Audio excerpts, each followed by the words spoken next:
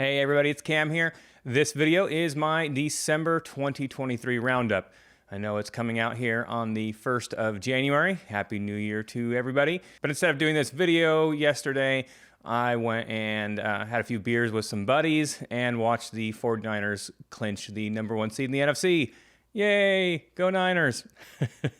So my December reading month was a little bit different than most other months. I didn't read any books that I had not already read at least the first book in a series of. I decided that's just what I was going to do in December. My reading plans did change up a little bit. I was planning on reading Assassin's Apprentice by Robin Hobbs as my monthly classic. But then at the beginning of the month, my wife finished up the last book in the Seven Kenning series by Kevin Hearne, and she really wanted to talk about it. I'd actually only read the first book, A Plague of Giants. I did that about 4 or 5 years ago. And so I decided that if my wife wanted me to read the next couple books in the series, I better do that. We went on vacation for the first week of December, and while I was on vacation, I read that entire series. It is a trilogy. The second book in the series, A Blight of Black Wings, actually I think might be my absolute favorite second book of any series ever now. If it isn't, then it's only second to the second book in the Ashen Sand series by Richard Nell. Last month, I put out my top 5 Grimdark series of all time, which is now my most viewed video ever by, several thousand views. And I somehow left the Ashen Sand series off of that list. It is one of those things that it's basically almost slightly horrifying to me that now my top viewed video actually missed out on one of my favorite series. And it's also an indie series, which makes it even worse.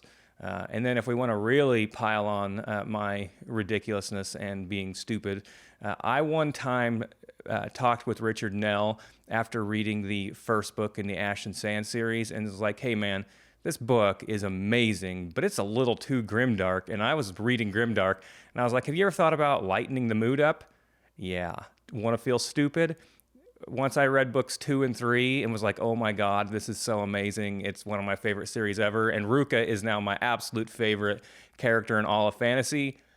Feel real dumb. And that's going to be one of those things that I'm going to take to my grave. I'm probably going to be on my deathbed and I'm going to think, God, I'm so embarrassed to, 40, 50 years later that I one time asked Richard Nell if he'd thought about lightening up the mood in his books that are, in my opinions, like masterpieces of grimdark at this point. So anyways, that's my dirty shame that I will carry with me to the grave. So getting back on the track, once again, I finished off A Plague of Giants, A Blight of Black Wings, and The Curse of Krakens. That's the 3 books in the Seven Kenning series. Cannot recommend them enough. I would give books 1 and 2 5-star ratings. As I mentioned, the second one is my favorite second book of any series ever and was I think it was in 4th place on my top books of 2023. The third book was still really good, but I would probably give it more like a 4, 4.5 rating because I felt like it started coasting a little bit too soon. I think we were only like 65% in when it kind of wrapped up the main story and we started like getting like the world wrap up. But amazing magic system. If you're a big fan of world building and magic, you have to read the Seven Kenning series by Kevin Hearne. Then my next book was The Last Fang of God by Ryan Kirk. That was my only Spiffbo 9 entry for the month. I have 2 more to finish up, and I'm going to do both of those here in January. They'll be my first 2 books.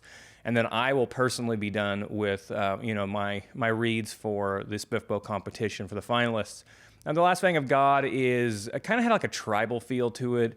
It is a grimdark. We have 2 characters that are a father and daughter, and the father was like the champion of a god. His tribe fell, and he had fled to another place. And then the god is basically calling his daughter back, and if she doesn't go, then she will actually die. So they have to take a journey through enemy-infested lands and try to get his daughter to freedom.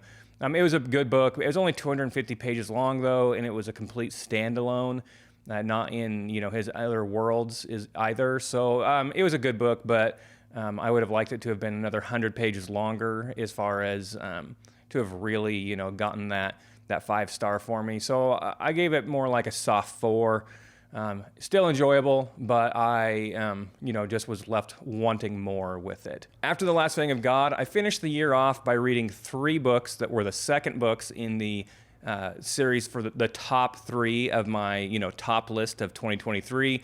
So my number 1 book of the year was Daughter of the Beast by E.C. Greaves. That was the last book that I just finished up yesterday morning. That book right here is the cover, Sister of the Dead. It was another good entry. Daughter of the Beast was a hard 10 for me. This one was more of a 9 out of 10. Something about Ed's writing style just really, really does it for me. I get into that movie in my mind immediately. I really enjoy the characters. And book 2 was the same. But book 2 is the first whole third of the book is a journey or preparing for a journey. So there was a lot less action in book 2.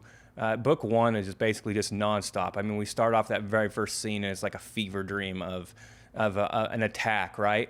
And book 2 is still very good, but it starts off slower. It's kind of funny. A couple of other books in Spiff Book competition that I gave like an 8.5 or a 9 to were because of being slower, right? In that epic fantasy that you get sometimes. And this is like a true storyline arc, epic fantasy. You need to read each book in order to understand. And that's going to happen. There's going to be lulls, right?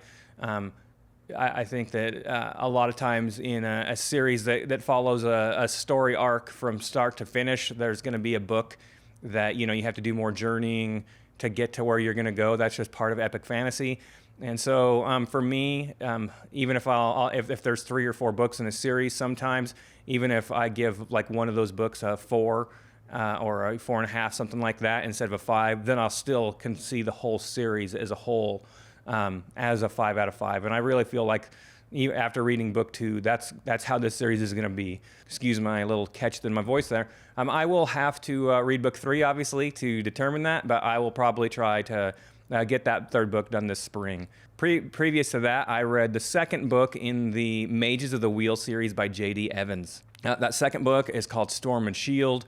If you remember my review, which actually I just redid the review because it was a review I did on podcast format first, and I figured that my 2nd favorite book of 2023 needed to have an actual video review of. Well, this is a book. It's a romantasy. I know that you probably... I know that I never thought that I would be throwing a romantasy out there as one of my top 2 books of 2023, but this book is just amazing. It has such a cool world building system, a cool magic system. It's Mages of the Wheel is based on how their magic system works. There's 6 different houses. People have different classifications. There's magic can be in opposition to each other, and those mages can either cancel each other out or one's going to be more powerful.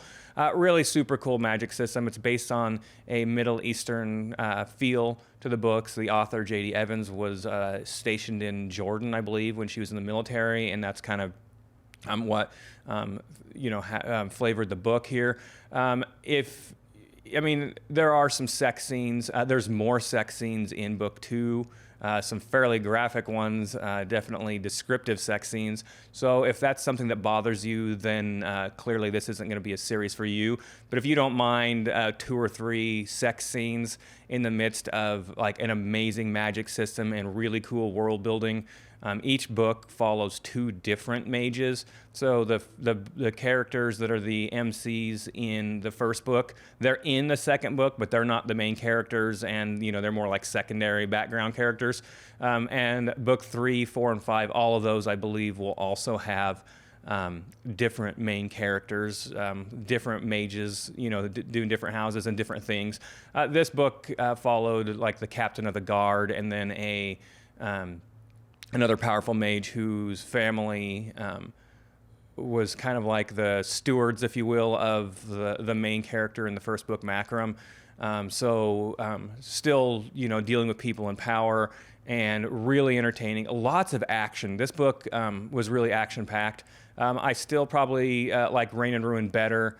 I think I liked the characters a little bit better, but still a great book. I gave this one a 9 out of 10, so 4.5 out of 5.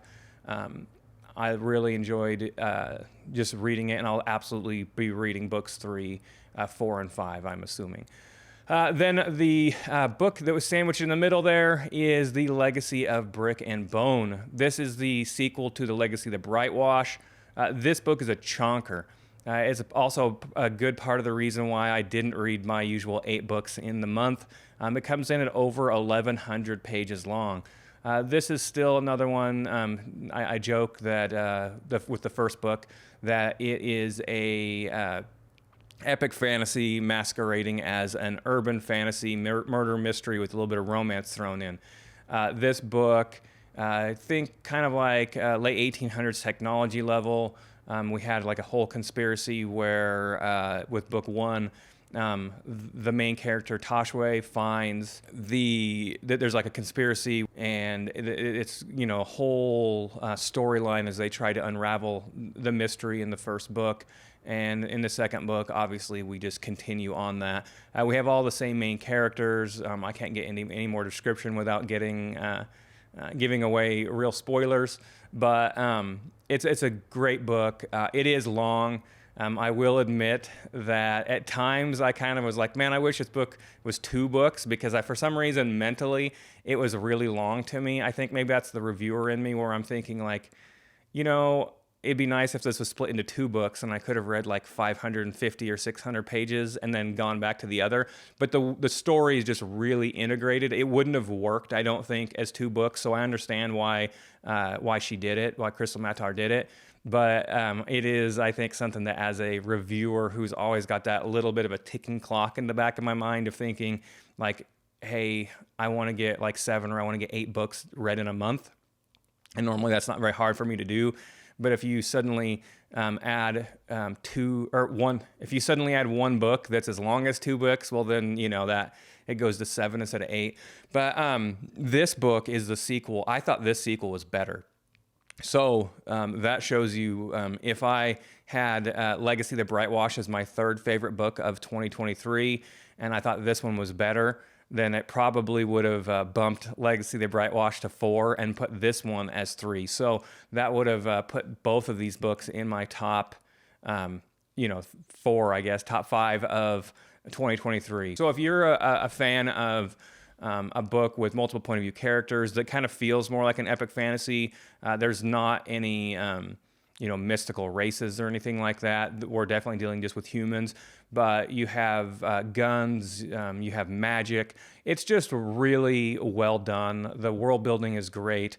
I've actually kind of gotten to where I'm enjoying urban fantasies a little bit more lately, and I think some of it is because I have trouble like kind of figuring out where things are on a map if we're dealing with like big military campaigns and stuff. And Krystle Matar really makes the main city that we deal with in this series just feel so alive. Like each of the districts is really well described, and we get to spend time in several of them. And it's just really fun. I really enjoyed this book, and I would have, if I had read it before I put out my top books of 2023, then I would have included it. And it's funny, somebody asked me actually, like, how could I have put out my top list way back on like December 15th? And I was like, well, my last few books that I'm reading for the year are going to all be the second books of my top, 5 is what I would have gone down to if I'd had time. And so I was like, well, it's not a big deal, because even if I would have had one of those books in that list, then I still had another one, so people are going to be able to see it. But I guess this one is the one that would have proved the exception to the rule, and it would have actually beaten out its first book. And it's funny because first books are always my favorite books in a series, but this month of December alone, I had 2 books the second book was my favorite book in the series. So we'll see. Hopefully Matar puts out book 3 sometime in the next year or so. I know she's working on it. So if that happens to come out, then I will absolutely be reading it as well. I had a great time in December. It was a really weird month for me. I went on vacation for a week to start the month off, and then the last week I had kids at home during that Christmas week. My wife was working from home, and so I had to keep the kids out of my wife's hair. Definitely led to less reading than normal, but I still did manage to get just about everything I wanted done. The only thing I didn't do this month that I had planned on was reading my classic of the that I decided I was going to start doing every month. So Assassin's Apprentice by Robin Hobb will move to January. It'll be the third book I'll read in the month of January. I hope you all had a wonderful 2024, and I am excited to where 2023 will go. When I do my January TBR coming up, I will talk about a big change for me that I'm very excited about. Thank you all.